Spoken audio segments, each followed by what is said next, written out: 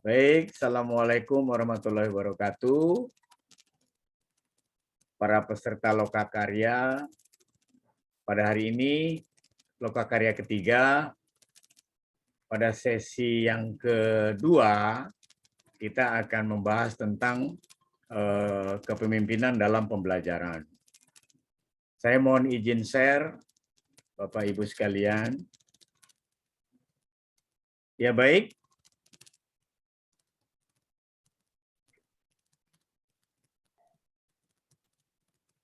Bapak Ibu sekalian, pada sesi ini kita akan mempelajari tentang peran pemimpin dalam pengembangan pembelajaran.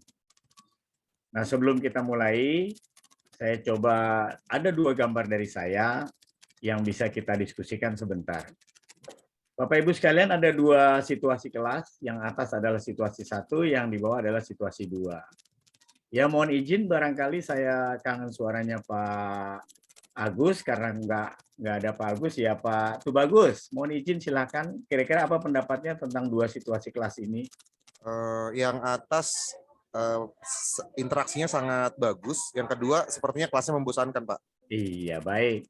Ya Bapak Ibu sekalian, kelas yang di atas itulah yang akan kita coba gali potensi-potensi dari siswa-siswa kita.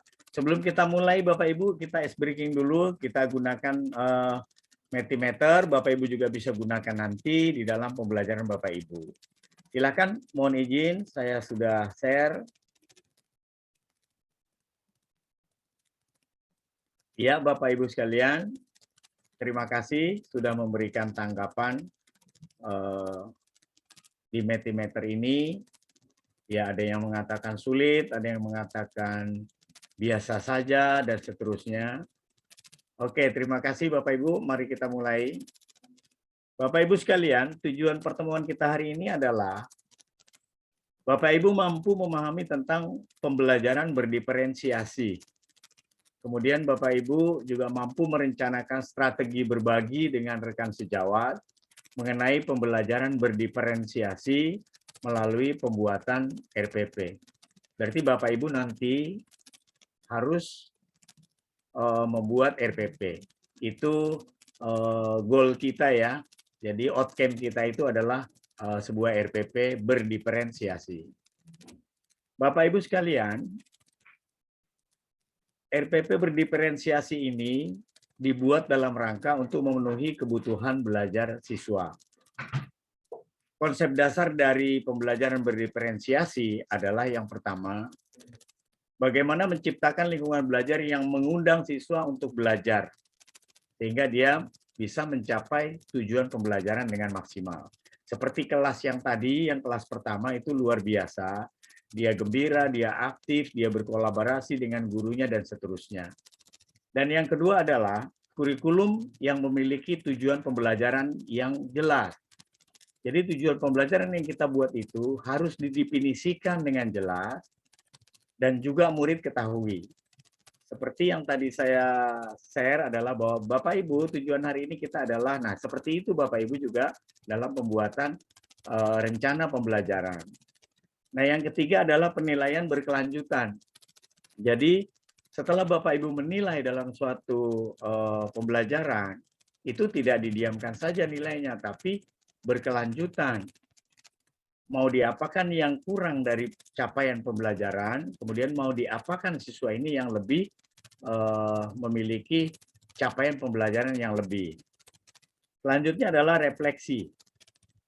Refleksi guru ini adalah bagian terpenting dari kita semua untuk dalam rangka memperbaiki kemampuan, konsep diri kita, evaluasi diri kita.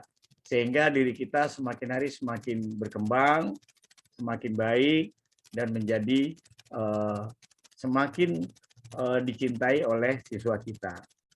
Yang kelima adalah manajemen kelas yang efektif. Sebuah RPP itu Bapak Ibu adalah 50% keberhasilan sebuah pembelajaran. Sehingga di dalam RPP itulah kita memanage siswa-siswa kita dengan metode dan strategi seperti apa. Nah, disitulah kita bisa menggali, kemudian kita bisa membuat memanage sehingga pembelajaran itu lebih menarik, kemudian lebih menemukan potensi siswa yang kita inginkan. Nah, dari semua konsep ini Bapak Ibu, kita berangkat dari filosofi, prinsip, dan ajas dari Ki Hajar Dewantoro. Bahwasannya kita itu hanya mampu menuntun, kemudian menciptakan lingkungan untuk dia belajar, sehingga dia bisa belajar dengan maksimal, dan dia juga bisa mencapai kebahagiaan dan keselamatan bagi dirinya sendiri. Sampai di sini Bapak Ibu ada 5 konsep. Apakah Bapak Ibu ada pertanyaan? Lanjut Bapak Ibu, clear? Lanjut, Pak. Baik. Bapak Ibu sekalian, sekarang apa sih RPP berdiferensiasi itu? Jadi kita tidak usah bingung yang pertama Bapak Ibu. Itu sama saja dengan RPP yang kemarin kita juga. Hanya di sini dia itu dibuat itu harus dimulai dengan mempertimbangkan kebutuhan belajar murid.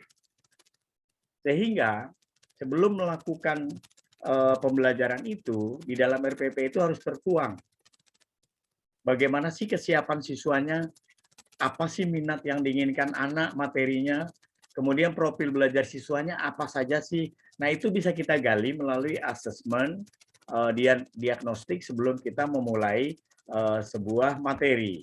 Nah itu aja yang berbeda sedikit dari RPP-RPP kita yang sudah kita buat sebelumnya. Nah kemudian Bapak Ibu, skenario pembelajaran dalam RPP akan mendeskripsikan bagaimana cara memenuhi kebutuhan belajar murid tersebut. Nah karena tadi Bapak sudah mendiagnostik bahwa oh ini sukanya ini, minatnya ini, kemudian profil belajarnya ini, maka di dalam deskripsi pembelajaran Bapak itu juga harus tertuang langkah-langkah bagaimana Bapak memenuhi kebutuhan siswa yang berbeda-beda tadi. Nah selanjutnya, RPP itu memuat pembelajaran yang berdiferensiasi dan mendeskripsikan secara jelas apa yang ingin dicapai. Apa sih capaian pembelajarannya itu harus jelas. Kemudian bagaimana cara mengukurnya atau bagaimana menilai dari materi tersebut itu harus jelas tertuang di dalam RPP. Kemudian bagaimana juga guru membantu siswa untuk mencapai tujuan tersebut harus tertuang lengkap di dalam kegiatan pembelajaran. Jadi intinya Bapak Ibu, RPP berdiferensiasi itu tidak berbeda dengan RPP kita yang lalu. Kira-kira sampai di sini jelas Bapak Ibu? Jelas, Pak. Jadi tidak usah bingung ya Bapak Ibu ya. Iya baik. Saya lanjut Bapak Ibu. Nah ini saya sudah membagi 3 kelompok karena peserta kita ada 15. Kelompok pertama ini berisi 5 orang. Kemudian yang kedua 5 dan yang ketiga juga 5 orang. Nah tugas kelompok 1 adalah membuat RPP mata pelajaran PJOK. Materinya adalah permainan invasi. Kelompok 2 adalah membuat RPP Bahasa Indonesia, materinya adalah poster. Dan yang ketiga, kelompok 3 adalah RPP IPA, materinya adalah pengukuran. Kapan deadline-nya Bapak Ibu? Tanggal 18 Maret 2020, pukul 20.00. Ada yang ingin ditanyakan terkait dengan tugas ini Bapak Ibu? Jelas ya? Jelas, Pak. Oke, sebelum kita Bapak Ibu memulai untuk diskusi, baiklah kita sebelumnya melakukan refleksi Bapak Ibu sekalian. Karena refleksi itu kita yakini adalah bagian yang baik, praktek baik bagi kita untuk memperbaiki diri kita secara sendiri. Bapak Ibu, saya minta untuk menjawab 3 pertanyaan. Hari ini apa yang saya pelajari, kemudian apakah Anda senang belajar pada sesi ini, apa tindak lanjut yang akan Anda lakukan terkait dengan tugas yang baru saya berikan tadi. Bapak Ibu bisa jawab ini di dalam LMS, di dalam answer nanti di bawah ada pertanyaan dan Bapak Ibu jawab ini sebagai refleksi. Demikian Bapak Ibu sekalian, bisa kita mulai diskusi kita. Ya, bisa, Pak. Pak, bisa. Baik, sebelumnya saya mohon maaf apabila ada kekurangan. Billahi taufiq wal hidayah. Assalamualaikum warahmatullahi wabarakatuh. Waalaikumsalam warahmatullahi wabarakatuh.